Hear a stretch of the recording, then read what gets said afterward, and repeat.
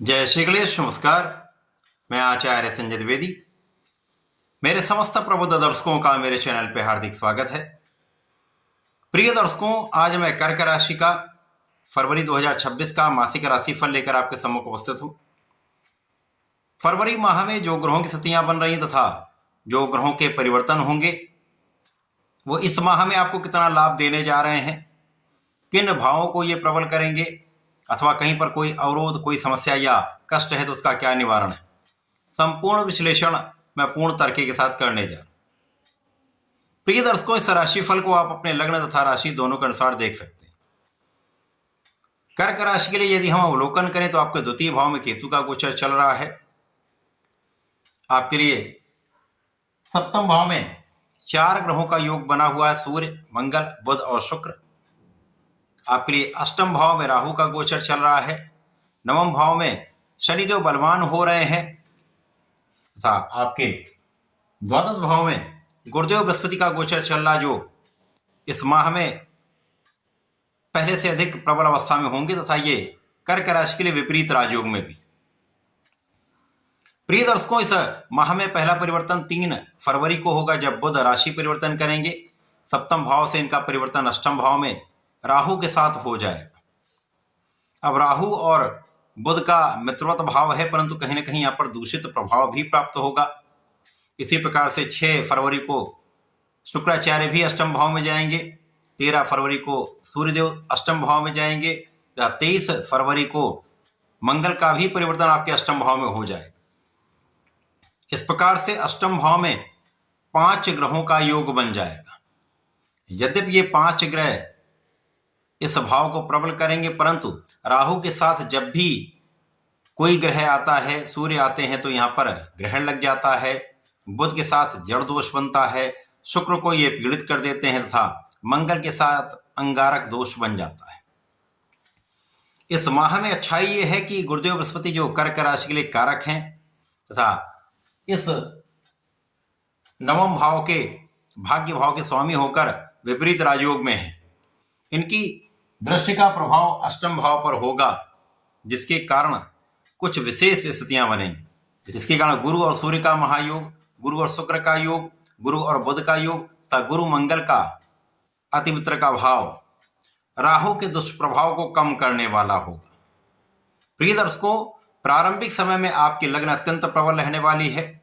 4 ग्रहों का सीधी दृष्टि का संबंध लग्न पर होगा, जहां आपके लिए स्वास्थ्य समस्याएं कम होंगी, आपका मन का तनाव कम होगा, आपके काम में सफलता मिलेगी, आप बहुत परिश्रमी रहेंगे तथा आप बहुत धैर्य के साथ अपने काम को करने वाले। प्रारंभिक समय में आपके नेतृत्व की क्षमता भी बहुत अच्छी रहेगी, आपका बुद्धि बल भी बहुत अच्छा रहेगा तथा धन का विशेष लाभ आपको प्राप्त होता दिख रहा है। अब क्योंकि यहां पर प्रारंभ से ही राहु का गोचर आपके अष्टम भाव में है, तृतीय भाव में केतु है, जिसके कारण धन तो निरंतर यहां पर आएगा, परंतु धन का उतना अच्छा संचय, उतनी अच्छी बचत आप नहीं कर पाएंगे। इसके कारण कुछ तनाव अवश्य हो सकता है। धन के मैनेजमेंट पर आपको ध्यान देने की आवश्यकता होगी। यहां आपके अंदर श्रेष्ठ ऊर्जा का प्रवाह प्रारंभिक समय में होगा। आप अपनी ऊर्जा का सही दिशा में सही उपयोग करके अपने कार्य क्षेत्र में लाभ लेने वाले हैं। प्रारंभिक समय में आपके शिक्षा का भाव भी अच्छा रहेगा। शिक्षा प्रतियोगिता में आपको सफलता भी मिलेगी। जो विद्यार्थीगण हैं उनके लिए अच्छा समय है। आपका परिश्रम आपको अच्छे परिणामों की प्राप्ति निश्चित रूप से कराएगा। यहाँ पर संतान पक्ष भी अच्छा रहेगा। यहाँ पर जीवन साथी के साथ सामंजस्य भी अच्छा रहेगा। व्यापारिक भाव प्रबल होगा, नए व्यापार में सफलता मिलेगी तथा साझेदारी में अच्छा लाभ प्रारंभ में आपको अवश्य प्राप्त होगा। प्रिय दर्शकों, जैसे जैसे ये परिवर्तन होते जाएंगे, इस माह में आपके लिए कुछ स्थितियां कठिन होती जाएंगी, क्योंकि बुध जब आपके लिए अष्टम भाव में जाएंगे, अब बुध यहां पर आपके द्वादश के स्वामी तथा आपके पराक्रम के स्वामी हैं, तो यहां पर बुध जाएंगे तो अवश्य अष्टम भाव में, और राहु के साथ ये जड़दोष में भी होंगे, परंतु यहां पर विपरीत राजयोग का प्रभाव भी प्राप्त हो जाएगा तथा गुरु की दृष्टि का प्रभाव भी होगा, जिसके कारण आप अपने क्षेत्र में निरंतर प्रयास तो करते रहेंगे। आप अपना संपूर्ण परिश्रम देने का प्रयास अवश्य करेंगे। आप अपने कार्य क्षेत्र में लगे अवश्य रहेंगे। जब बुध और राहु के बीच में अंशों का अंतर कम हो जाएगा तो उस समय स्थितियां कष्टकारी हो सकती हैं, कुछ व्यय बढ़ सकते हैं, आपके मन के अनुरूप आपको उतना लाभ नहीं मिलेगा, मन के अनुरूप आपको उतनी सफलता नहीं मिलेगी, परिश्रम करने के बाद भी लाभ नहीं मिलता है। शुक्राचार्य जब यहां पर पहुंचेंगे, शुक्राचार्य विशेष भाव के स्वामी हैं, लाभ और सुख के स्वामी होकर अष्टम भाव में गोचर करेंगे और राहु के साथ दूषित हो जाएंगे।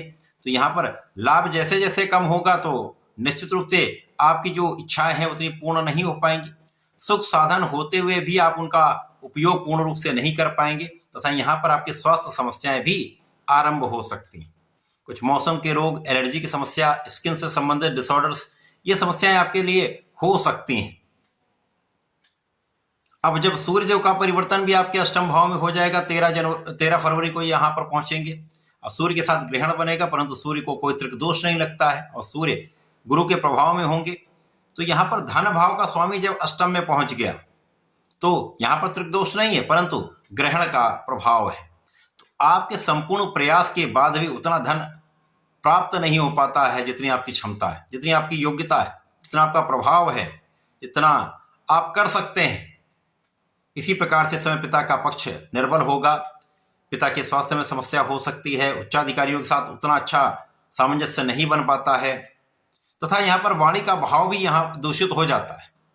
जब वाणी दूषित होती है तो विशेष रूप से परिवार का भाव इफेक्टेड होता है। यहाँ पर परिवार के मध्य में आपको विशेष रूप से अपने वाणी को बहुत संतुलित रखना है, विचार करके ही बात करनी है। यदि आपको नहीं समझ में आता है तो मौन रहना श्रेयस्कर होता है। यदि आप अपने परिवार के मध्य में पिता से सामंजस्य बनाकर रखते हैं, संतुलित रहते हैं, बिना बात का विवाद नहीं करते हैं तो समस्याएं नहीं होंगी, अन्यथा यहाँ पर कहीं ना कहीं ये आपके लिए समस्या का कारण तथा कष्ट का कारण बन सकता है। इसी प्रकार से धन भाव इफेक्टेड हो रहा है। जब ये सारी समस्याएं होंगी तो कार्यक्षेत्र पर इफेक्ट होगा, कार्यक्षेत्र जब प्रभावी होगा और कहीं ना कोई समस्या अवरोध आना आरंभ हो जाएंगी तो कार्यक्षेत्र में भी उतना लाभ नहीं मिलेगा, उतनी निरंतरता प्राप्त नहीं होगी। व्यापार में कहीं ना कहीं धन का अवरोध हो जाना, ये समस्याएं हो जाती हैं, या धन का अत्यधिक व्यय हो जाना हो जाता है, जिसके कारण आपको तनाव हो सकता है, सिर दर्द या सर्वाइकल पेन हो सकता है। यहाँ पर आपको बहुत ध्यान देना होगा। विशेष रूप से आपके आंखों से संबंधित विकार भी संभव है, तो यहाँ आपको बहुत ध्यान देने की आवश्यकता होगी। जब मंगल भी यहाँ पर पहुंच जाएंगे, आपके अष्टम भाव में मंगल होंगे, तो यहाँ पर शिक्षा प्रतियोगिता में भी उतना अच्छा परिणाम आपको प्राप्त नहीं हो पाएगा। जो विद्यार्थी यहाँ पर पूर्ण मनोयोग के साथ, पूर्ण आत्मबल के साथ अपना संपूर्ण प्रयास आपको करना पड़ेगा, निरंतर प्रयास करने पड़ेंगे, जिसके कारण आपके जो परिणाम है वो बहुत समस्याग्रस्त ना हो। संतान का पक्ष निर्बल हो सकता है, संतान के कारण आपको चिंता हो सकती है अथवा संतान के स्वास्थ्य के कारण आपको चिंता हो सकती है। इसी प्रकार से इस समय में जो अष्टम भाव में 4 ग्रह पहुंचेंगे, राहु से दूषित होंगे, परंतु गुरु का प्रभाव भी होगा। तो धीमे धीमे जैसे जैसे ये गोचर आगे बढ़ता जाएगा, सूर्य का बल भी बढ़ेगा, तो आप अपने कार्यक्षेत्र में निरंतर लगे रहते हैं, प्रयास करते हैं, तो आपकी नेतृत्व की क्षमता, आपका बुद्धि बल आपको आपके क्षेत्र में आगे बढ़ाने वाला होगा। कुछ अचानक धन प्राप्ति का भी योग बन सकता है, हो सकता है पैतृक संपत्ति से आपको लाभ मिल जाए, तो आपको बना कर रखना है, बिगाड़ना नहीं। इसी प्रकार से समय में यदि आप अपने पराक्रम को सही दिशा में करते हैं, ऊर्जा का सही उपयोग कर पाते हैं, तो उतनी समस्या नहीं हो। तो यहाँ केवल और केवल सोच समझ कर कार्य करना है, विवेक के साथ निर्णय लेना है, अनावश्यक तनाव नहीं लेना है, अनावश्यक विवाद में नहीं पड़ना है, बिना बात के बात नहीं करनी है।